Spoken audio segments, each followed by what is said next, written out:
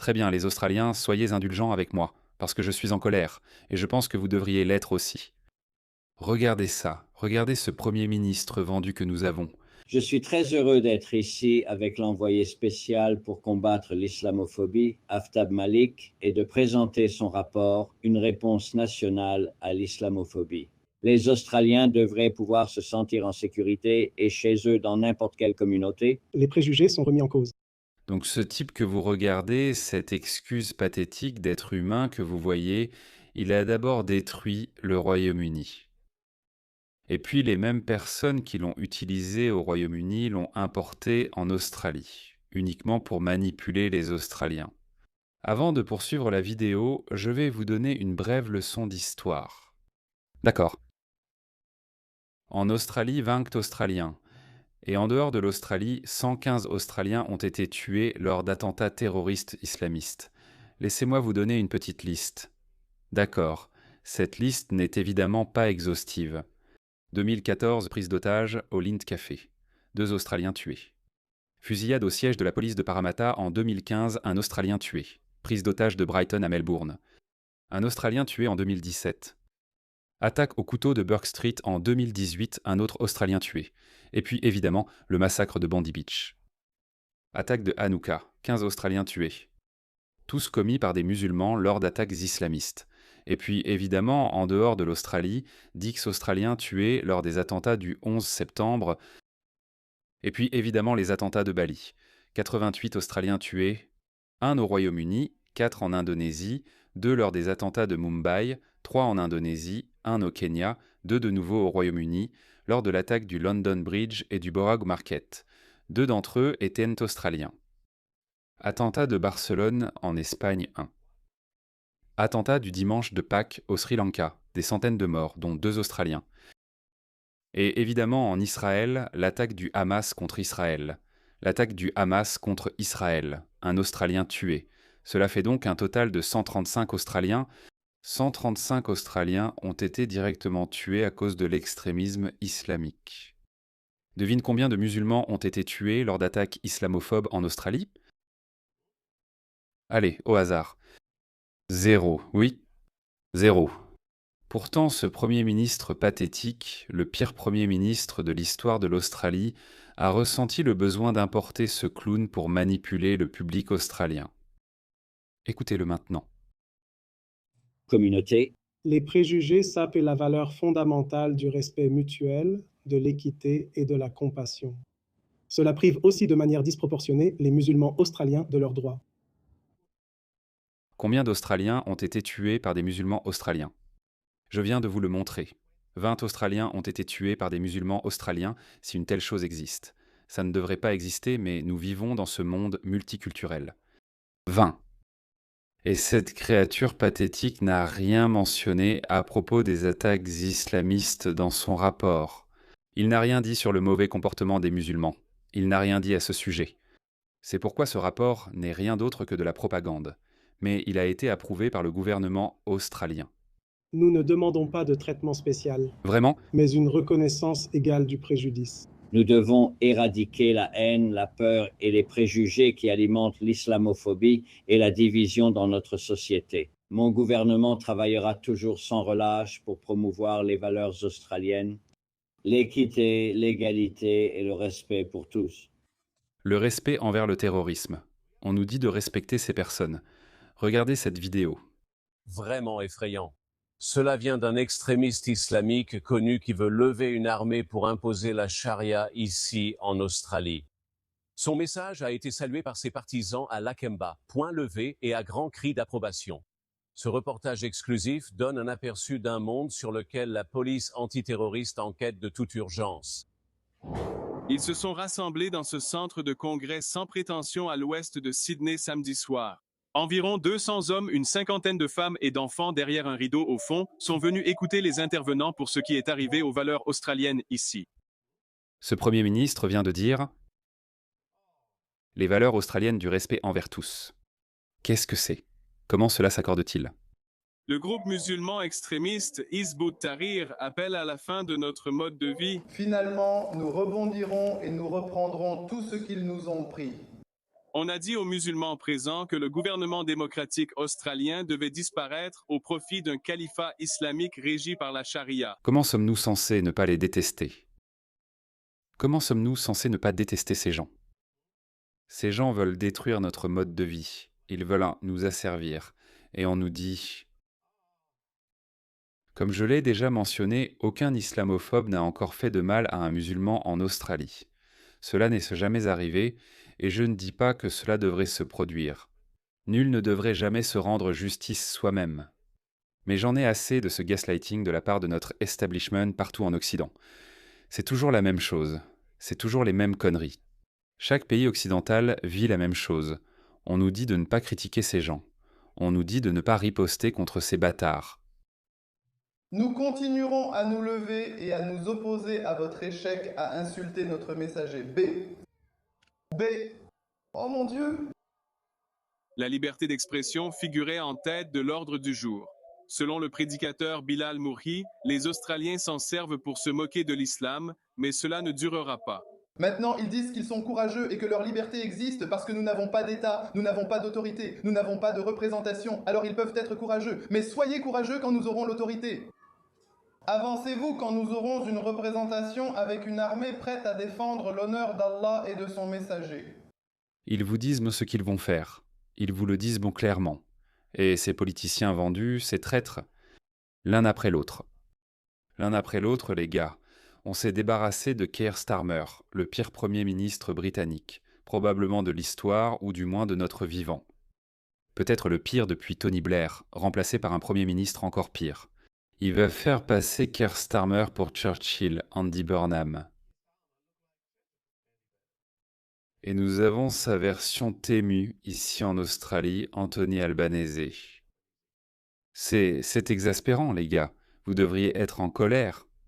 Un revenu payé, vous devriez vraiment être en colère. Et c'est ce qu'on doit comprendre. Seul journaliste présent, j'ai pu enregistrer l'audio mais pas filmer, les organisateurs l'interdisant. Pourtant, la loi australienne autorise de filmer les rassemblements publics. Nous avons effectivement des médias présents ici ce soir, donc nous encourageons fortement le public à ne pas interagir avec eux. Bilal Mourhi a fait l'objet d'une enquête policière en octobre dernier après que nous ayons diffusé une vidéo de lui en train d'apprendre à des enfants dès l'âge de 6 ans à scander des slogans extrémistes. En plus de ce dernier discours, nous avons transmis plusieurs vidéos à l'unité antiterroriste de la police et au procureur général. Si des personnes s'engagent dans la promotion ou l'encouragement du terrorisme, elles seront arrêtées, elles seront poursuivies et elles seront retirées de nos rues. Qu'est-il devenu? Comment s'appelait-il? Bilal Murphy? À ma connaissance, il n'est rien arrivé à aucun de ces membres de Hizb ut-Tahrir. L'un des gars qui vient de parler, celui assis au milieu, j'ai débattu avec lui en 2018. Cette séquence vidéo était devenue virale à l'époque. Je l'ai poussé dans ses retranchements. C'était un type très fuyant. Je l'ai relancé encore et encore. Et j'ai dit, qu'est-ce qui va m'arriver sous votre République islamique d'Australie? Est-ce que je serai décapité? Et là, il hésitait, il niait, il ne répondait pas. Et puis, il a fini par le dire. Et cette séquence vidéo est devenue virale en 2018. Mais rien ne s'est passé, n'est-ce pas? Rien du tout. Nous sommes là, 10 ans, pas 8 ans plus tard. Ces gens sont toujours en liberté. La police n'a rien ajouté, précisant seulement qu'elle enquête. D'autres vidéos seront publiées prochainement. Brian Seymour, 7 News. Rien ne s'est passé. Rien ne s'est passé. Et cette personne pathétique que notre Premier ministre pathétique a fait venir. Ce type n'a rien dit à propos de ces gens. Regardez ça, regardez ces vendus. De vrais vendus. Viens m'affronter, Anthony Albanese. Je ne me reposerai pas tant que je ne continuerai pas à t'exposer. Pour me faire taire, il faut venir me chercher. Regardez ces gens. C'est arrivé à Bournemouth, au Royaume-Uni. Regardez ça, ils sont venus préparés pour provoquer et s'en prendre aux habitants. Ces musulmans sont venus devant les gens à la plage. Ils sont arrivés et ils ont commencé à prier. Ils ont commencé à dire Allah Akbar, entourés d'occidentaux qui vivent simplement leur vie. Ça ne les dérange pas. La plupart diront « Nous n'avons aucun problème avec les musulmans qui prient ». Évidemment, ces gars sont des idiots utiles. Ils ne comprennent tout simplement pas qui sont ces gens, ni à quoi ils ont affaire. Regardez ça. C'est une incitation et une provocation ouverte à continuer de faire ça, à continuer de le faire exprès. Vous pensez qu'ils sont venus ici pour nager? Non. Ils sont venus ici pour provoquer tout le monde. Et pourtant, nos politiciens continuent de manipuler le public en disant que vous êtes islamophobe. Je vais vous lire cet article. Ce n'est pas tout, regardez. Honteux, vraiment honteux. C'est au-delà du ridicule. Le Premier ministre australien, Anthony Albanese, va donner 66 millions de dollars pour lutter contre l'islamophobie et a créé une nouvelle task force qui étudiera l'idée d'enseigner aux enfants de maternelle ce qu'est le racisme et la discrimination anti-musulmans. Les prendre dès le plus jeune âge. Oui, les prendre dès le plus jeune âge. Voilà ce qu'ils veulent dire, les gars. Voilà ce qu'ils veulent dire. Écoutez ce gamin britannique. À l'école, on nous oblige à étudier l'islam et les personnes venant d'ailleurs, ce que je ne souhaite pas. Je veux en apprendre plus sur ma culture et mes croyances, et je suis fier d'être anglais. T'ont-ils appris la déclaration des droits? Non. On t'a parlé de la bataille de Dazincourt? Non. À l'école, Je vous ai prévenu, Australiens. Je vous ai prévenu que ça allait arriver. Je vous ai prévenu. ils nous enseignaient, vous savez, l'islam, le prophète Mahomet et toutes leurs idéologies. Ne laissez pas vos enfants aller à l'un de ces événements de propagande bidon interconfessionnels, intercommunautaires et multiculturels comme celui-ci. Regardez ça, soyez comme ce gamin. Regardez ça. Regardez ça, tous ces idiots, leurs parents les ont envoyés. Ceci est une vidéo d'IA, mais il existait déjà une vidéo originale. Celle-ci est clairement exagérée. Il y a eu une vidéo qui est devenue virale il y a quelques jours, quelques mois, où il y avait ce professeur blanc qui avait amené tous ces enfants blancs avec lui dans une mosquée, et ils se sont tous inclinés devant le Dieu musulman, Allah. Un des enfants blancs a dit « Non, je ne vais pas m'incliner ». Même le professeur l'a fait. Sacré Timis. Timmy's. C'est honteux. Regardez ça. Oui, ça s'est passé en Australie. Ne laissez surtout pas vos enfants aller à ces foutus événements multiculturels interreligieux. Ils n'envoient jamais leurs enfants musulmans dans des églises ou dans des temples hindous. Ils ne font jamais ça.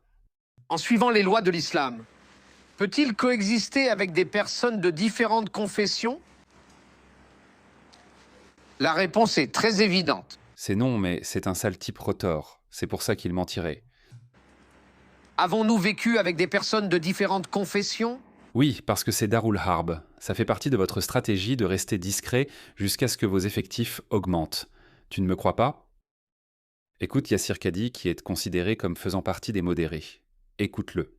Ensuite, la gauche dit en gros, vous savez, nous vous accueillons, vous savez, malgré votre diversité ou malgré vos opinions étranges ou peu importe. Mais bien sûr, cela implique un compromis. Et le compromis, c'est qu'ils s'attendent aussi à ce que vous les acceptiez, eux et leurs opinions. Et nous pourrions être prêts à tolérer politiquement, mais nous ne pouvons pas tolérer moralement. C'est-à-dire que nous sommes prêts à tolérer politiquement, pas moralement, politiquement, parce que c'est politiquement viable pour eux de les tolérer, eux et la gauche, pas la droite, parce que la droite sait qui sont ces gens, c'est-à-dire nous. Je suis un libéral classique, d'accord? La droite ne veut pas dire, vous savez, au sens classique, qui est chrétien, qui a des opinions très conservatrices et traditionnelles. Non, ce n'est plus ça la droite. Ça aussi, c'est la droite. Mais même un athée comme moi, un libéral classique, quelqu'un qui est un admirateur et un défenseur des valeurs occidentales de la laïcité, de l'individualisme, des libertés personnelles, nous le savons. Nous faisons aussi partie de la droite. Et nous savons qui sont ces gens.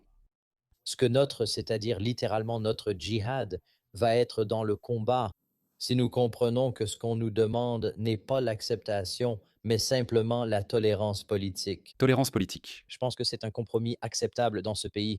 C'est ce qu'il veut dire ici. Il ment. En fait, il ment carrément.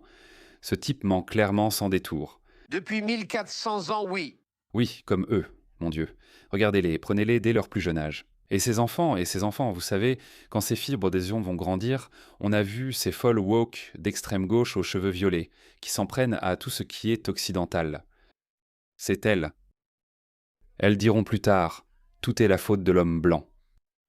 Tu mens, tu es raciste, tu es sectaire. L'islam est une religion de paix. Elle tombera amoureuse d'un mouzi et je mettrai un hijab. Et c'est là que vont vos 66 milliards de dollars, revenons à Anthony Albanese. 66 millions de dollars pour lutter contre l'islamophobie et une nouvelle équipe chargée d'examiner comment enseigner aux enfants de maternelle ce qu'est le racisme et la discrimination anti-musulman. Les gars, moi je n'ai même pas besoin de réfléchir à ce qui va se passer ou à ce qui va sortir de ça. C'est déjà arrivé. Ouais, d'accord, allons plus loin. Monsieur Albanese a déclaré samedi que le groupe de travail sur l'éducation contre l'islamophobie serait créé à la suite de la décision de son gouvernement d'adopter 35 des 54 recommandations faites par son envoyé spécial pour lutter contre l'islamophobie. Aftab Malik, de quoi s'agit-il? En fait, regardons-les. Y a-t-il des points principaux? Laisse-moi te demander, ChatGPT, s'il y en a. Peux-tu trouver les 54 recommandations faites par l'envoyé spécial Aftab Malik? Et quelles sont les 34 qui ont été acceptées? Découvrons-le, les gars, découvrons-le. La réponse inclut également 41,9 millions de financements pour les groupes musulmans afin d'améliorer la sécurité dans les lieux de culte. Une nouvelle équipe de cohésion sociale de la police fédérale australienne. Donc même la police fédérale, même la police australienne. Officiel. Le maintien de l'ordre à 2 vitesses est officiel, tout comme ils l'ont inscrit dans leur directive pour la police métropolitaine du Royaume-Uni. Ne traitez pas tout le monde de la même manière. Ils l'ont littéralement inscrit dans leur directive, les directives de l'académie de police ou peu importe. Ils l'ont littéralement écrit. Ils ont dit « Ne traitez pas tout le monde de la même manière parce que différentes personnes ont eu des parcours différents. C'est ce qui se passe ici, les gars. Vous êtes musulmans. » D'accord.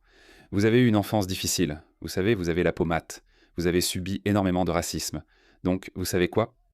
Vous pouvez péter un câble si vous le voulez, mais si un Australien blanc vous regarde de travers, boum, les matraques sortent. Les équipements anti-émeutes sortent. N'acceptez pas cela, Australiens. N'acceptez pas cela. Nous sommes loin du niveau de dégradation qu'a connu le Royaume-Uni. Très loin de ça, je vous le dis, très loin de ça. Oui, notre police a aussi été ramollie.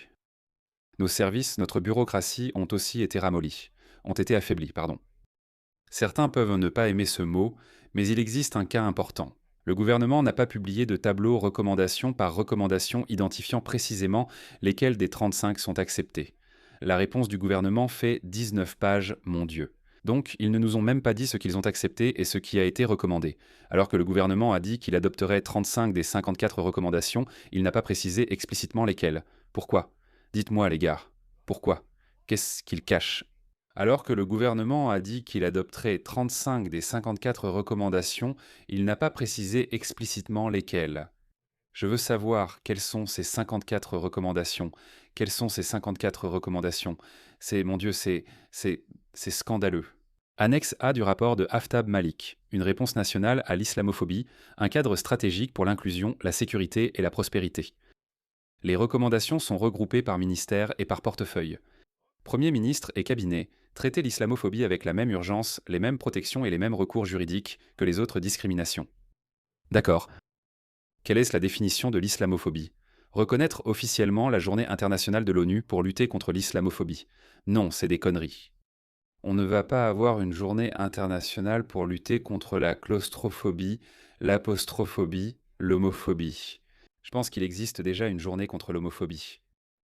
Renforcer la présence musulmane dans la fonction publique australienne. Comment? Non. Comment? Nous sommes un pays qui se gouverne par le mérite. C'est tout. Si vous avez la capacité d'accomplir quelque chose, vous l'obtiendrez. Si vous ne l'avez pas, nous n'allons pas. C'est ça, la DEI, les gars. C'est ça, la DEI. Examiner de manière indépendante les lois et politiques antiterroristes de l'Australie pour en évaluer les impacts discriminatoires. Doucement. Vous savez ce qu'ils ont fait au Royaume-Uni, les gars? Vous savez ce qu'ils ont fait au Royaume-Uni? La liste de surveillance antiterroriste provenant du Royaume-Uni était composée à 90% d'extrémistes islamiques ou de musulmans. Alors ils ont dit « Oh, changez la définition du terrorisme, incluez ceci et cela. » Et vous savez ce qu'ils ont fini par inclure? Le nationalisme culturel. Le nationalisme culturel, ce qui veut dire que si vous lisez Douglas Murray, ou si vous brandissez l'Union Jack, ou si vous dites que vous êtes fier d'être britannique, blablabla. C'est du nationalisme et c'est une forme d'extrémisme. Et quand ils ont mis ça à jour, c'est là qu'ils ont commencé à parler en pourcentage, c'est là que le pourcentage d'extrémisme islamique a commencé à baisser, passant de 90% à, je crois, actuellement 70%, ou quelque chose comme ça. Ça reste la part du lion, mais c'est comme ça qu'ils l'ont réduite. C'est exactement ce qu'ils font ici en Australie. Analyser indépendamment les lois et politiques antiterroristes de l'Australie. Que signifie indépendant? Qu'il est? Un certain Abdul va faire partie de ce groupe? Non, on ne veut pas ça. Donc encore une fois, les gars, Anthony Albanese ne nous a pas dit laquelle de ces choses il a accepté. C'est pourquoi dès que ce cauchemar de Premier ministre sera parti, Nous devrons annuler toutes ces décisions. J'ai hâte que Pauline Hanson arrive. Commission parlementaire mixte sur les droits de l'homme, établir une commission d'enquête sur l'islamophobie, établir une commission d'enquête sur l'antipalestinisme. Antipalestinisme, dehors. Ministère de l'Intérieur, financer la recherche sur l'islamophobie et les interventions efficaces. Non. Créer un fonds de sécurité permanent pour les mosquées. Non. Renforcer les organisations qui enregistrent les incidents islamophobes et soutiennent les victimes. Non. Comme si on s'en souciait. Vous allez harceler les gens. Islamophobie. Sinon, on vous mettra sur cette liste. Non, non, non, pas d'organisation, c'est le rôle de la police. S'il y a un crime haineux, si quelqu'un va diffamer ou attaquer un musulman, faites un signalement à la police comme pour n'importe quoi d'autre, comme toujours, d'accord? Fous le camp. Élargissez les subventions à l'éducation, la jeunesse, les arts, l'armée, l'éducation aux médias, le dialogue interreligieux et la sécurité communautaire. Non, pas de subventions ni de privilèges spéciaux, pour quoi que ce soit. Si vous avez quelque chose à apporter dans les domaines des arts, de l'éducation aux médias, du dialogue interreligieux ou autre, faites-le de manière indépendante. S'attaquer aux acteurs étrangers et nationaux qui diffusent des contenus islamophobes. Oh, c'est moi, c'est moi. Faites taire des gens comme moi. Je suis votre pire cauchemar. Je ne vais nulle part.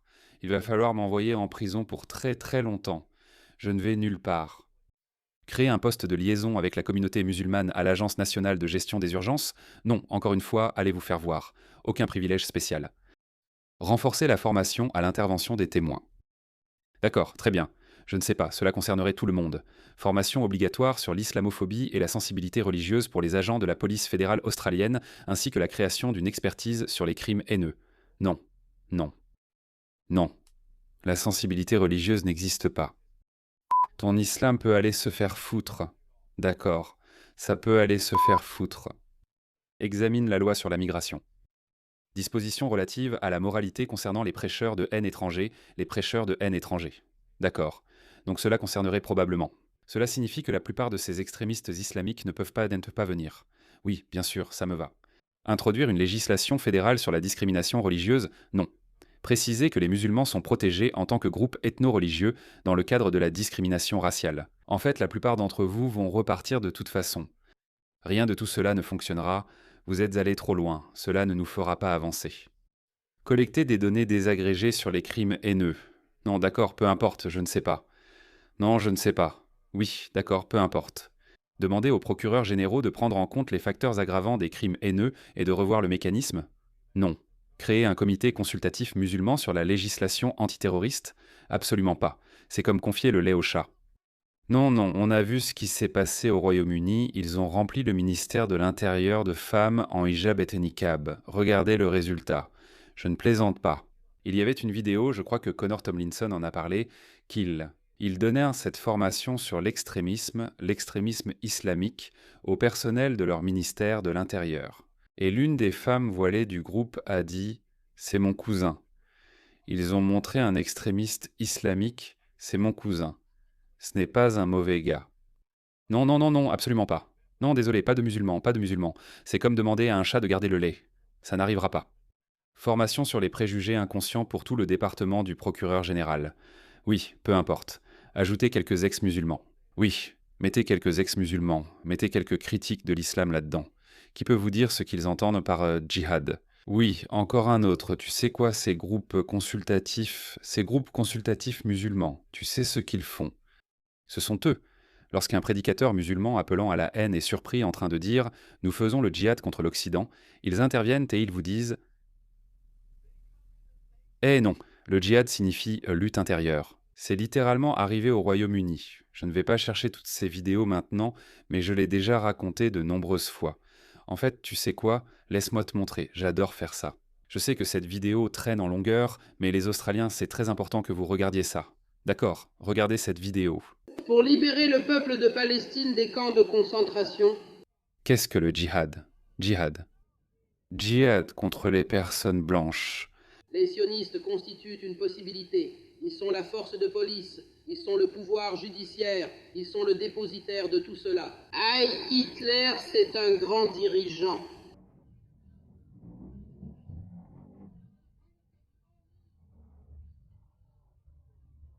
L'islam menace que les djihadistes soient remis. Que l'armée musulmane vienne maintenant au secours du peuple de Palestine, c'est la solution. Arrêtez ça. Alors, as-tu entendu ce qu'il a dit ? Dit-il. Quelle est la solution pour libérer le peuple de Palestine des camps de concentration mis en place par les sionistes ? Le djihad, et ensuite il dit que les armées musulmanes doivent intervenir pour les libérer. Djihad des armées menant un djihad violent. D'accord, donc cet extrait vidéo a été largement signalé à la police métropolitaine de Londres. Tu sais quoi ? Voici ce qu'ils ont répondu. Le mot djihad a plusieurs significations, mais nous savons que le public l'associe le plus souvent au terrorisme. Nous avons des officiers spécialisés dans la lutte antiterroriste, ceux qu'ils recommandent ici dans la salle des opérations, qui ont une connaissance particulière dans ce domaine. Ils ont une expertise dans ce domaine. C'était en réaction directe à la séquence vidéo que je viens de montrer. Ils ont évalué cette vidéo, filmée lors de la manifestation de Hizb ut-Tahrir, aujourd'hui dans le centre de Londres, et n'ont identifié aucune infraction découlant de cette séquence spécifique. Cependant, ils reconnaissent la manière dont un tel langage sera interprété par le public et l'impact clivant qu'il aura. Les agents ont identifié l'homme impliqué et vont lui parler prochainement afin de décourager toute répétition ou tout slogan similaire. Vous comprenez, les gars ? C'est exactement ce qu'ils demandent ici. Formation sur la discrimination religieuse pour juristes du Commonwealth. Créer un comité consultatif musulman sur la législation antiterroriste. Le djihad a plusieurs significations. Le djihad signifie lutte intérieure, vous savez, lutter pour améliorer la qualité de vie des enfants. C'est aussi une forme de lutte. Le djihad signifie lutte, les gars. Élaborer des directives, campagnes de sensibilisation sur l'islamophobie, encore plus de propagande à la con, améliorer les mécanismes de signalement, l'aide juridique et la coopération avec les polices des États et des territoires. Tout ça, c'est des conneries. Et puis merde, désolé, j'ai pas envie de lire ça. Tu sais quoi ? Rien de tout ça n'a besoin d'arriver, rien de tout ça. On a déjà des lois contre la haine, on ne devrait même pas avoir ces lois. Mais toute personne qui agresse quelqu'un, attaque quelqu'un, n'importe qui, quelle que soit la race, la couleur, la religion, peu importe, on a déjà des lois pour ça. D'accord ? On n'a pas besoin de ça, de ces privilèges spéciaux. C'est pourquoi je crois sincèrement que lorsque le pire Premier ministre de l'histoire australienne sera parti, lorsqu'il sera retiré de l'équation. Avec un peu de chance, on aura Pauline Hanson au pouvoir dans 2 ans, et je l'espère vraiment. Et je la tiendrai aussi responsable. Nous la rappellerons tous à l'ordre si elle devient trop conciliante. Ce n'est pas le moment. Si vous voulez que l'Australie soit détruite comme le Royaume-Uni l'a été, alors ne faites rien, détournez le regard. Mais ça ne nous arrivera pas. Il n'y a absolument aucune excuse de nos jours pour être ignorant, surtout face aux dangers posés par l'islamisme. On ne peut pas tolérer ça, les gars, ne le tolérez pas. Ne laissez pas passer ça.